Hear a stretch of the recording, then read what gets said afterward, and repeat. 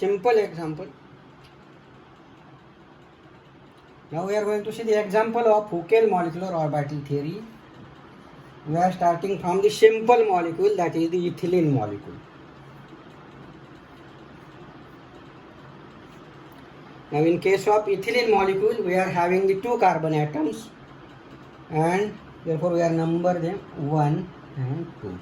In case of ethylene molecule, we are having the 2 carbon atoms.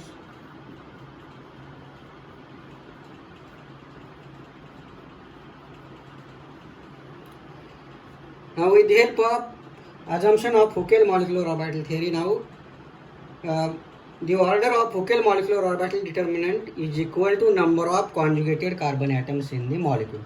Now in case of ethylene molecule, there are 2 carbon atoms, and therefore order of determinant is equal to 2. And therefore now we set the determinant for this Huckel ethylene molecule.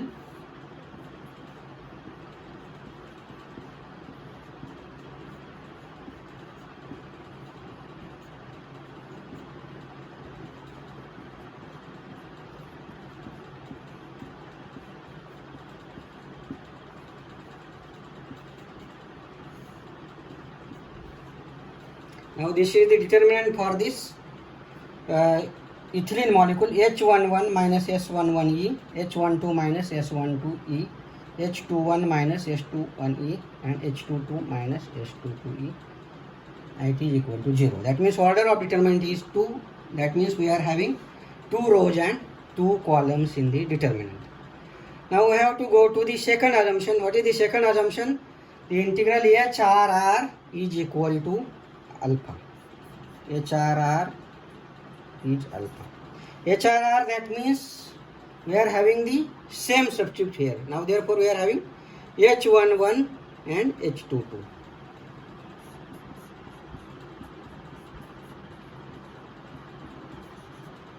H11 and H22 is equal to alpha. Now next assumption, integral HRS is equal to beta. If 2 carbon atoms, they are directly bonded to each other, at that time HRS is equal to beta. In case of ethylene molecule, we are having only 2 carbon atoms and they are directly bonded to each other. Therefore we are having H12 equal to H21, that is equal to beta. Because in this case first carbon is bonded to second carbon atom, similarly second carbon is bonded to first carbon atom, therefore H12 equal to H21 and it is equal to beta. Now next assumption is integral SRR is equal to 1.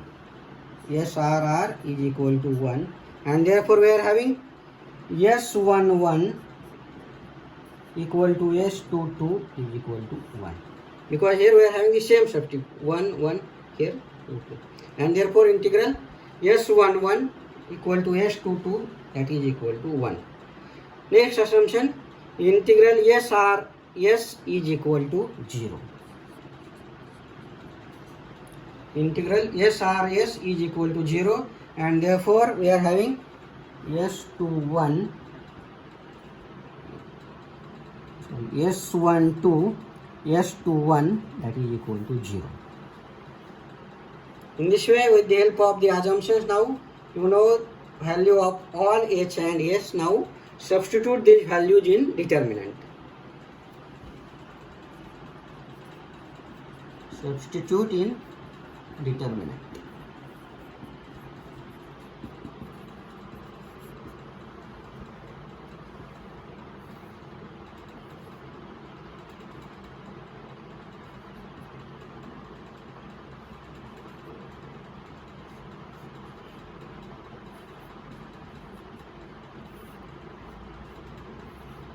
If you substitute the values of H and S in the determinant, we are having the determinant alpha minus E, beta, beta and alpha minus E, that is equal to 0.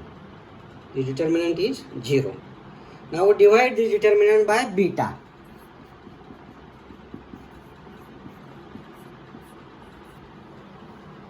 We divide the determinant by beta. Now we can write this determinant as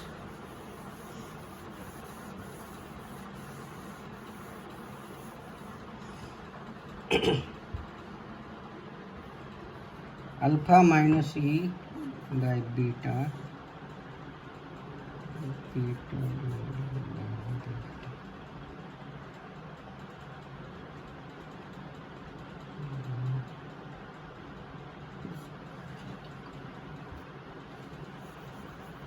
alpha minus E by beta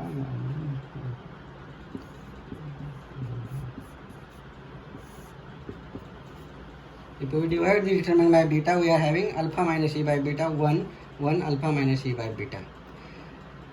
Now for simplicity, we assume that alpha minus E by beta equal to x.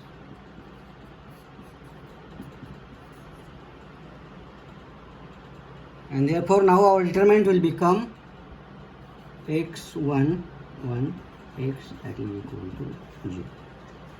We have assumed that alpha minus C by beta equal to x. We have substituted that value and we are having the determinant x1 x, determinant that complete is equal to 0. Now we have to solve the determinant, and therefore now x square minus 1 that is equal to 0. X square minus 1 equal to 0. Therefore x square equal to 1 and x equal to plus or minus 1. In this way now we are having x square equal to 1 and therefore x equal to plus or minus 1. X is having two values, x equal to minus 1 and x equal to plus 1. X is having two values. We can arrange these values according to their increasing order, x equal to minus 1 and x equal to plus 1. Now first we take x equal to, if we are having x equal to minus 1. If x equal to minus 1, what is x? X is alpha minus C by beta. Alpha minus C by beta is equal to x. And therefore alpha minus E by beta equal to minus 1. So alpha minus E equal to minus beta. Alpha minus E by beta equal to minus 1. Alpha minus E equal to minus beta, and therefore E equal to alpha plus beta. We are having E equal to alpha plus beta, and therefore this is your E1. This is the first energy level. E1 equal to alpha plus beta.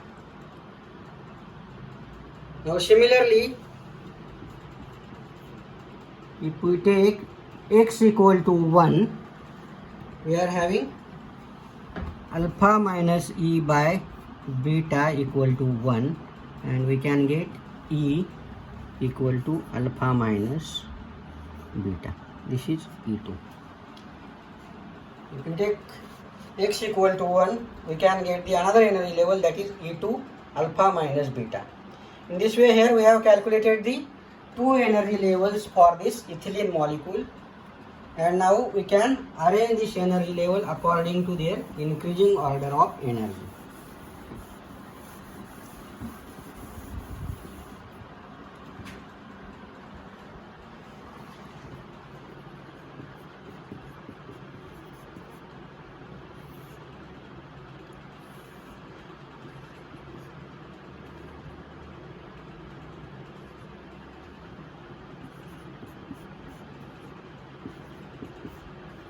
We are having the two energy levels.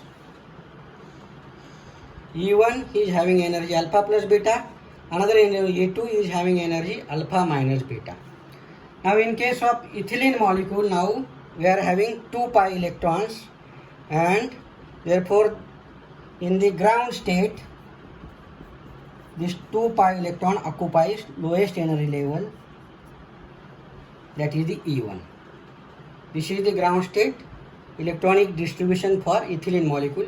E1 is the lowest energy level and E2 is the highest energy level, and therefore 2 pi electrons present in the ethylene molecule they goes to the energy level E1, and therefore we are having this type of electronic distribution.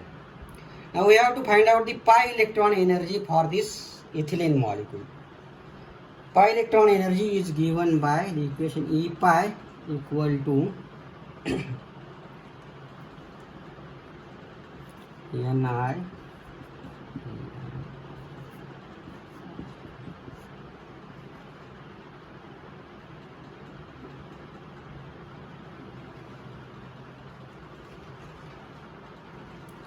We are having the pi electron energy. We have to find out for this ethylene molecule, and E pi is given by the equation sum of Ni Ei, and I changes from 1 to N occupied. N occupied, that means number of occupied orbitals. Now in this case of ethylene molecule, only one orbital occupied in ground state, and therefore pi electron energy E pi equal to N1 E1. N1, that means number of electrons present in the first energy level, and E1 means energy of that first energy level. Now how many electrons present in the first energy level? 2 electrons present in the first energy level, for N1 equal to 2, and energy of that level is alpha plus beta. Therefore we can write alpha plus beta, and therefore E pi, that is the pi electron energy for this ground state of ethylene molecule, is 2 alpha plus 2 beta. Pi electron energy for the ethylene molecule ground state is 2 alpha plus 2 beta. Now if we take the excited state,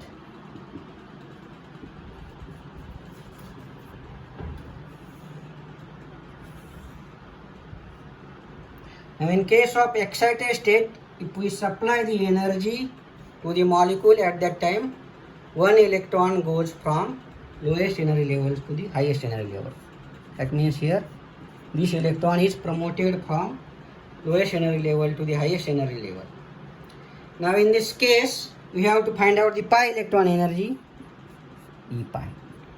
Again we have to use the same formula, that is sum of Ni Ei. E pi equal to sum of Ni Ei. I changes from 1 to number of occupied orbitals. Now in this case, 2 orbitals are occupied, that is E1 and E2. Now E1 is having 1 electron, E2 is having 1 electron, and therefore we can write E pi equal to N1 E1 plus N2 E2. N1 is the number of electrons present in the first energy level, E1 is the energy of first energy level, N2 is the number of electrons present in the second energy level, and E2 is the energy of second energy level, and therefore N1 is 1. Energy of that is alpha plus beta. Number of electrons present in the second energy level is 1, and energy of that level is alpha minus beta. In this way, here we are having energy alpha plus beta plus alpha minus beta. Therefore we are having the energy that is equal to 2 alpha. Energy, pi electron energy for the excited state of ethylene molecule is 2 alpha. Now in this way, here we know the energy of ground state of ethylene molecule. We know the energy of excited state of ethylene molecule. From this we can find out the excitation energy or energy required for pi to pi star transition.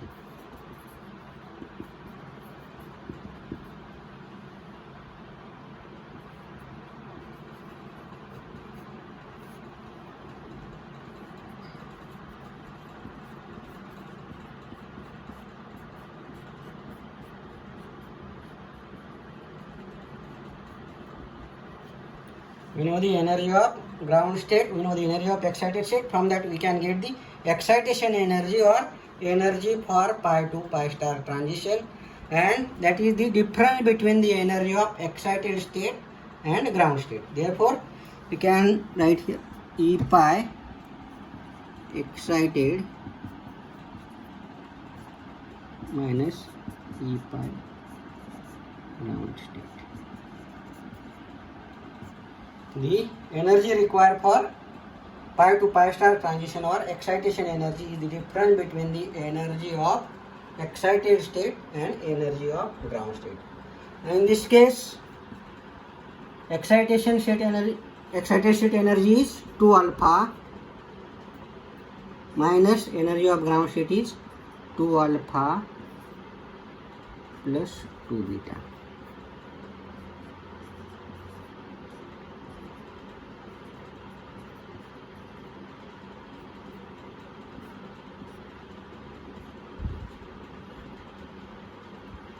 In this way, here excitation energy or energy required for pi to pi star transition is minus 2 beta.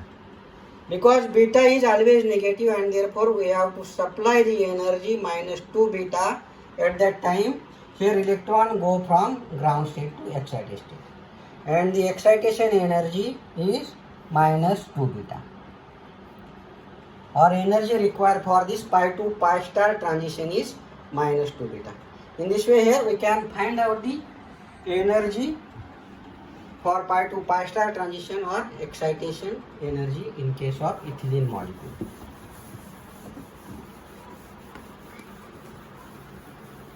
Now here we have calculated the energy levels for this ethylene molecule. Now we are going to find out the wave function for this ethylene molecule.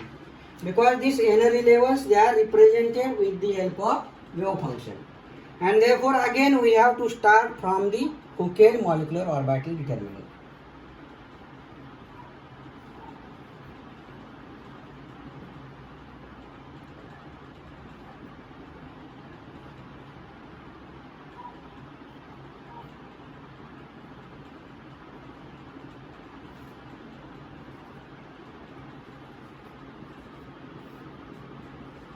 We have to find out the wave function for this ethylene molecule, because energy levels are represented with the help of wave function, and therefore we have to start from Huckel molecular orbital determinant. This is our Huckel molecular orbital determinant. Now from the determinant, now we have to write the secular equations.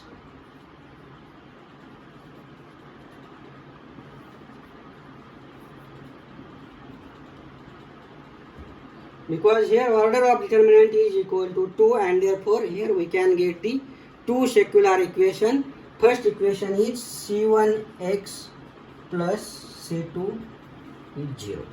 C1x plus C2 is 0, and second equation is C1 plus x C2 that is equal to 0. For this molecule we can get the two equations, C1x plus C2 equal to 0, C1 plus x C2 that is equal to 0. This is the second secular equation. Again here we have to take the value of x equal to minus 1. If x equal to minus 1, we have to take the lowest value of x equal to minus 1, and substitute in equation 1.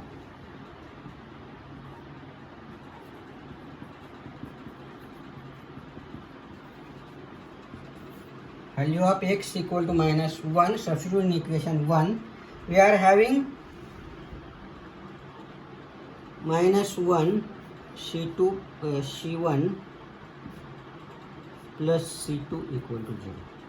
Minus C1 plus C2 equal to 0. If you substitute the value of x equal to minus 1, we are having minus C1 plus C2 equal to 0, and therefore C2 equal to C1. We are having C2 equal to C1. Now what is our Huckel molecular orbital determinant? We are having psi equal to C1 P1 plus C2 P2. Psi equal to C1 P1 plus C2 P2. But in this case now we got C2 equal to C1, and therefore we are having psi equal to C1 P1 plus C1 P2, because C2 is equal to C1, and therefore psi equal to C1 P1 plus C1 P2, and therefore we can take C1 common. We are having C1 P1 plus P2. Psi equal to C1 P1 plus P2. Now we are having the next assumption, that is the Huckel molecular orbitals, they are normalized. Now we have to go to the next assumption, that is the Huckel molecular orbitals are normalized, and therefore we are having sum of Ci square, that is equal to 1. Sum of Ci square, that is equal to 1, and in this case we are having the two C's, C1 and C2. Therefore we are having C1 square plus C2 square, that is equal to 1. Because in this case we are having two coefficients, C1 and C2, and we are taking the sum of these coefficients, and that sum C1 square plus C2 square, that is equal to 1. But what is C2? C2 is equal to C1. Therefore we are having C1 square plus C1 square, that is equal to 1. C2 equal to C1, and therefore we are having 2 C1 square equal to 1. C1 square equal to 1 half, and C1 equal to 1 upon square root 2. C1 equal to 1 upon square root 2. And therefore we are having psi1 is equal to 1 upon square root 2 P1 plus P2. Psi1 equal to 1 upon square root 2 P1 plus P2.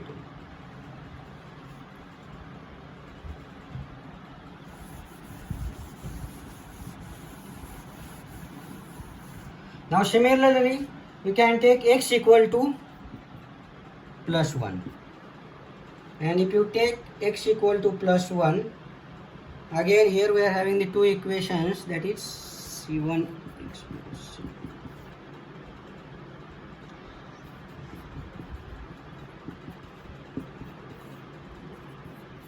We are having the two equations, C1x plus C2 equal to 0 and C1 plus x C2 equal to 0. These are two secular equations. Now we have to substitute x equal to plus 1, and therefore we are having C1 plus C2, that is equal to 0, and C2 equal to minus C1.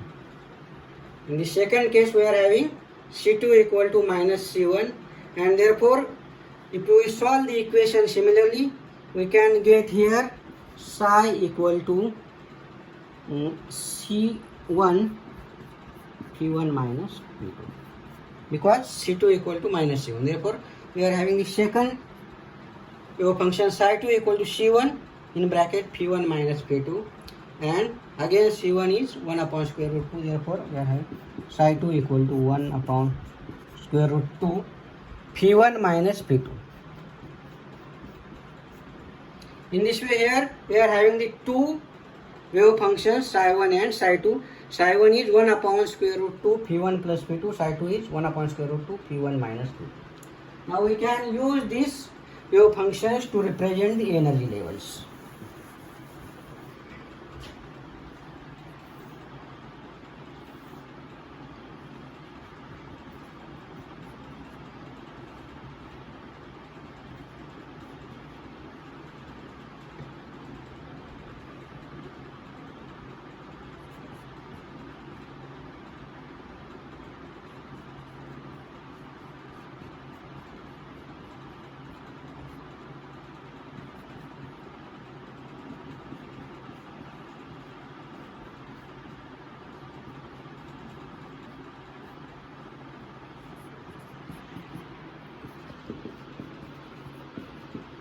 In this way, this is the ground state of ethylene molecule. We are having two energy levels. E1 is having energy alpha plus beta.